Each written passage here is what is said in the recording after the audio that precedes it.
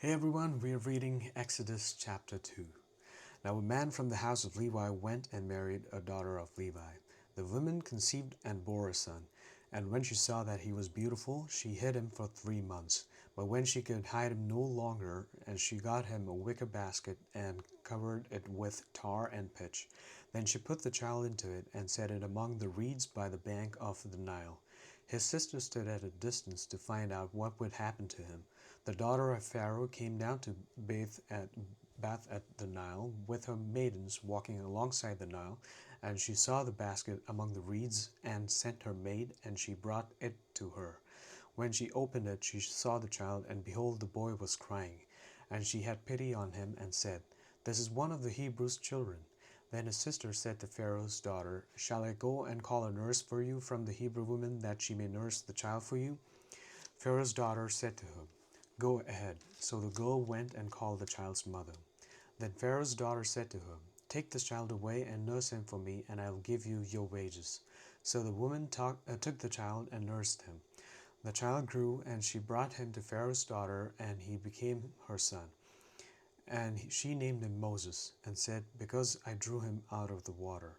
Now it came about in those days, when Moses had grown up, and that he went out to his brethren, and looked on their hard labors. And he saw an Egyptian beating a Hebrew, one of his brethren. So he looked this way and that, and when he saw there was no one around, he struck down the Egyptian and hid him in the sand. He went out the next day, and behold, two Hebrews were fighting with each other. And he said to the offender, "Why are you striking your companion?" But he said, "Who made you a prince or a judge over us? Are you intending to kill me as you killed the Egyptian?" Then Moses was afraid and said, "Surely the matter has become known." When Pharaoh heard of this matter, he tried to kill Moses.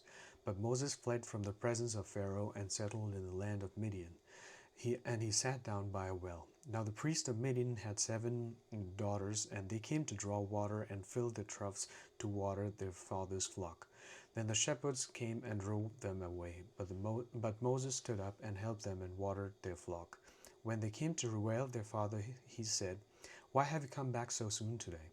So they said, "An Egyptian delivered us from the hand of the shepherds, and what is more, he even drew the water for us and watered the flock." He said to his daughters, "Where is he then? Why is it that you have left the man behind? Invite him to have something to eat." Moses was willing to dwell with the man, and he gave his daughter Zipporah to Moses. Then she gave birth to a son, and he named him Gershom, for he said, "I have been a sojourner in a foreign land." Now it came about in the course of those many days that the king of Egypt died, and the sons of Israel sighed because of the bondage, and they cried out.